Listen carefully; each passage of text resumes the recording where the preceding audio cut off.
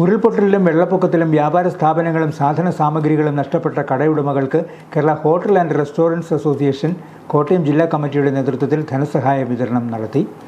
Panakkappalam winner ഹോട്ടലിൽ നടന്ന യോഗത്തിൽ ഈരാറ്റുപേട്ട നഗരസഭാ chairman advocate V. Nasar, Thalappalam panchayat president Jomy Benny എന്നിവർ സഹായ വിതരണം നടത്തി. സമ്മേളനത്തിൽ യൂണിറ്റ് പ്രസിഡന്റ് പി. സുകുമാരൻ അധ്യക്ഷനായിരുന്നു. KHRA സംസ്ഥാന സെക്രട്ടറി N. പ്രതീഷ് മുഖ്യപ്രഭാഷണം നടത്തി. Food safety officer Naveen James FoSTaC സർട്ടിഫിക്കറ്റുകൾ വിതരണം ചെയ്തു. KHRA ജില്ലാ പ്രസിഡന്റ് KK ഫിലിപ്പുകുട്ടി, സംസ്ഥാന കമ്മിറ്റി അംഗം മുഹമ്മദ് ഷെരീഫ്, ജില്ലാ സെക്രട്ടറി ഷാഹുൽ ഹമീദ്, സംസ്ഥാന കമ്മിറ്റി അംഗം ബോബി തോമസ്, ജില്ലാ working president Bijoy V. George എന്നിവർ പ്രസംഗിച്ചു. കുറച്ച് കാര്യങ്ങൾ പറയേണ്ടതുണ്ട്. കാരണം ഈ ഈരാറ്റുപേട്ടയിൽ